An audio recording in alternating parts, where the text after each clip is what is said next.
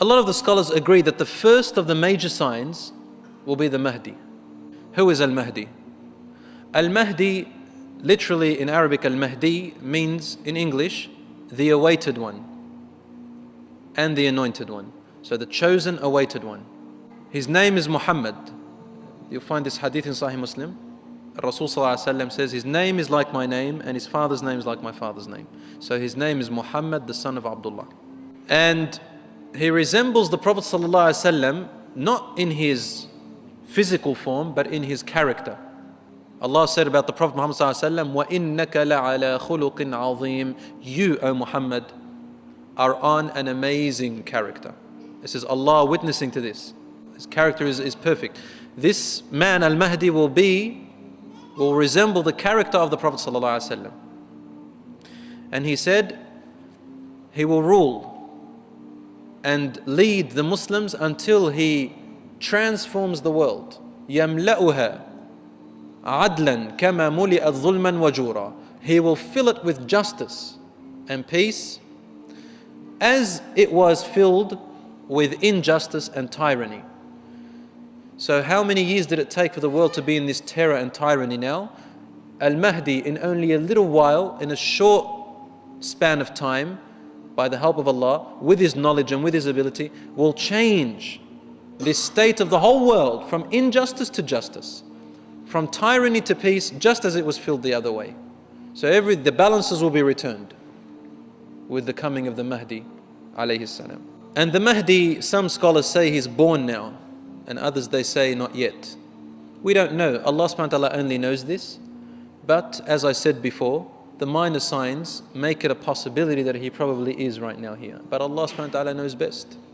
We can't tell. The thing about the signs of the last hour is that we can never pinpoint them or describe them or give it a time or a time span exact, or to say, this is when it's going to happen or whatever. So we can't do that and pinpoint it. We can only speak in general.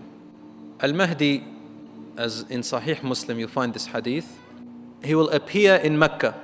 And the scholars will identify him with the descriptions that the Prophet ﷺ placed about him. There are certain features about him. Wide forehead, big sharp eyes, a thin nose which is slightly hooked on the top. Al-Mahdi, they know his other signs. Some of his other signs are the following, so that no one can think Al-Mahdi is someone else. He has particular signs. They are all authentic narrations from the Prophet ﷺ. You'll find them in Sahih Bukhari and Sahih Muslim and other Sihah, the authenticated hadiths. There will be a group of Arabs from within the Jazira al-Arabiya, from within the Arabian Peninsula, somewhere near Mecca.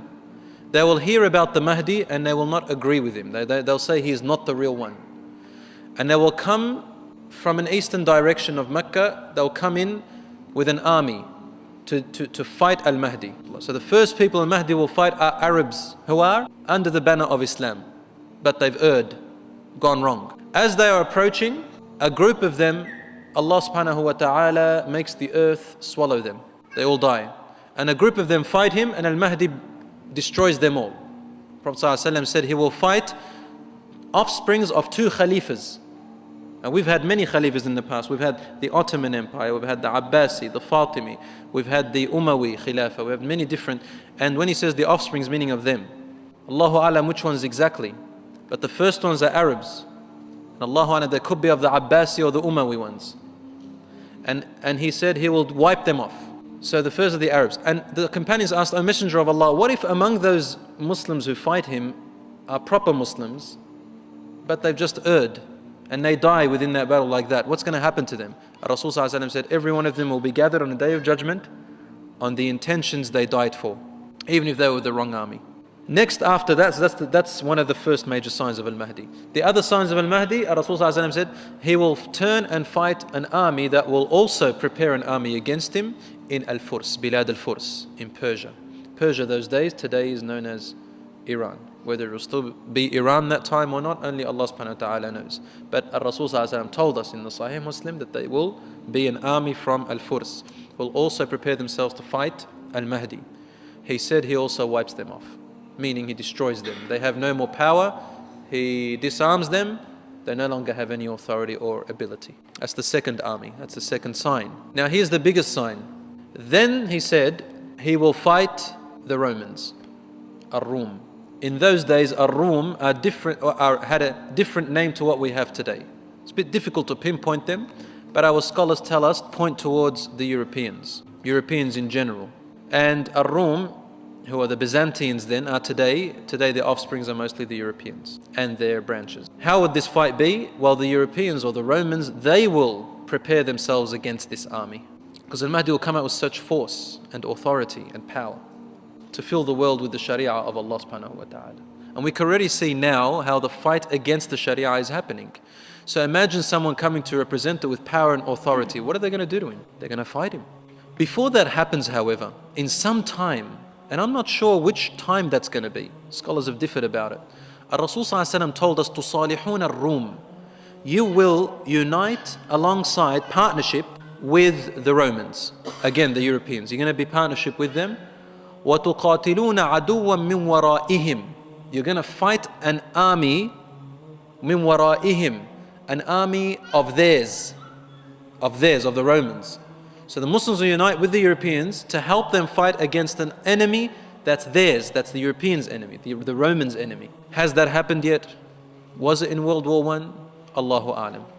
Is it yet to happen? Allah subhanahu wa ta'ala knows. Is it happening now? Some scholars said it's happening now. Helping them. Allahu A'lam, in what way?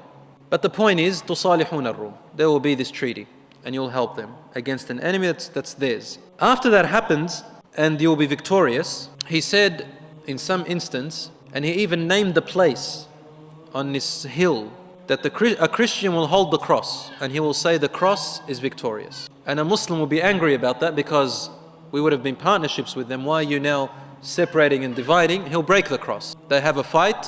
The Muslim kills the Christian. The group of Christians gather against the Muslim, kill him, and a war erupts. So the cross will be risen. And it will be a war of religions, mainly Islam, Christianity, Judaism. That's what our Prophet ﷺ told us. With a little note over here so no one misunderstands me. It doesn't mean that the Prophet ﷺ is telling us, go and fight the Christians and Jews now, your neighbor. No.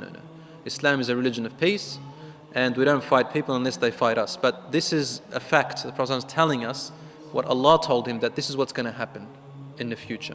This fight then erupts, and a war between the Romans and the Muslims will happen. Romans in those days, Ar-Rum wal-Muslimin, yani between the Salibiyin, the Crusaders, the Christians, and the Muslims.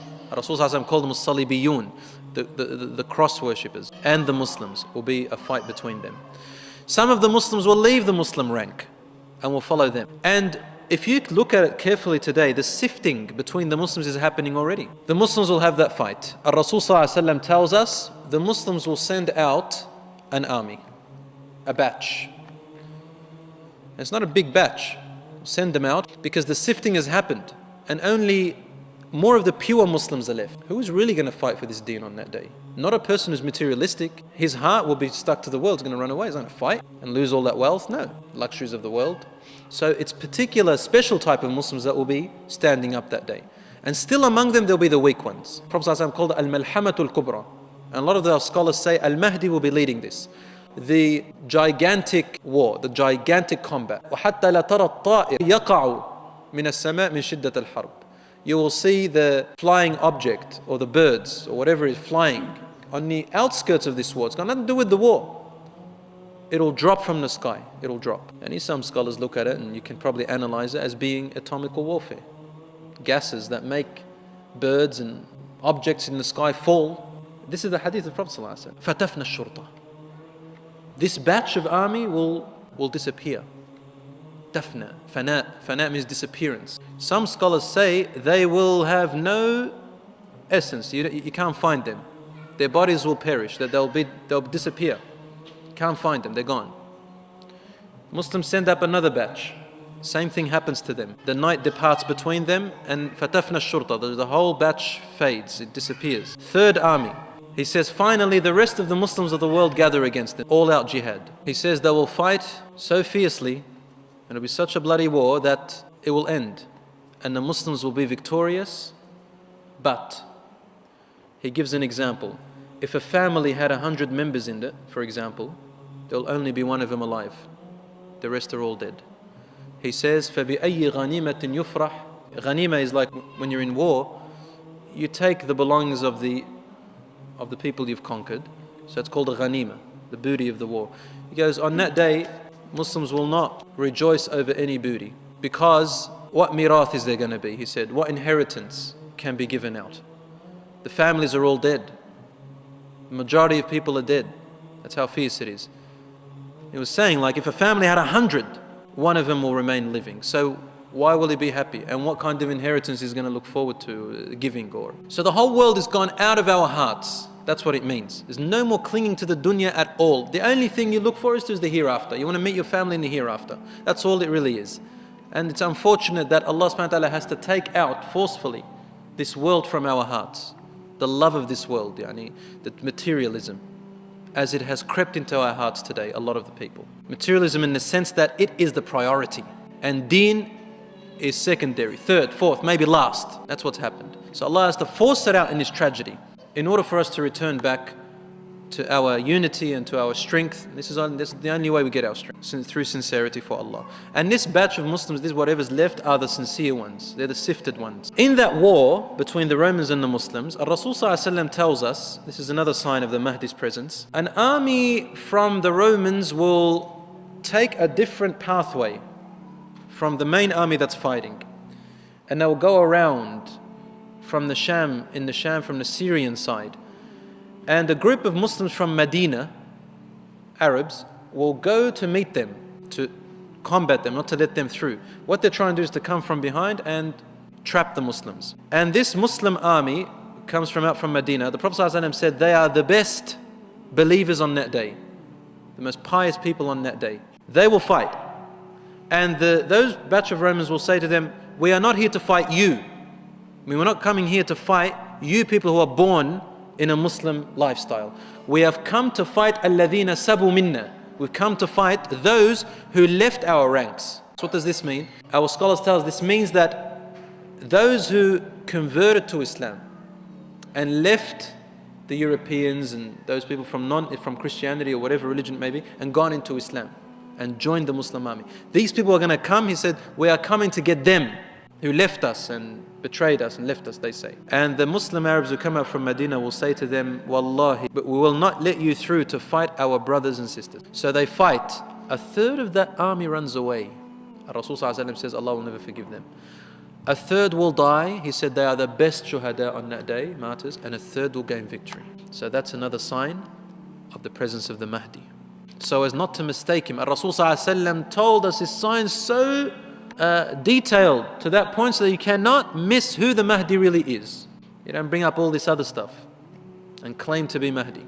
Rasul ﷺ says, يُصْلِحُهُ اللَّهُ فِي يَوْمٍ وَلَيْلَةٍ. Allah subhanahu wa ta'ala, يُصْلِحُهُ, He makes him proper, ready, righteous in a night and a day. What does that mean? يُصْلِحُهُ. Some people said, Allah gives him knowledge to become the most knowledgeable person in the world in one night. No, it's not necessarily what it means. يُصْلِحُهُ, He makes him ready in a night and a day. Al-Mahdi rules, as according to the hadith, for 10 years in justice and peace for the world. And there will be no more poverty. A zakat system will be applied so solidly that he said there will be no poor people. People will come with their sadaqah, with their charity and their zakat, and there will be no one to take it. No one's poor to take it. They'll say, no, I'm okay. See another person, he used to be poor. You go to see him, there's no poor people. That's the system which Allah created for us. It doesn't work completely now because the world's contaminated. You can't bring purity into contamination. You've got to get rid of the contamination for something to work. So our system is pure. Allah put it in. Contaminated, it won't work.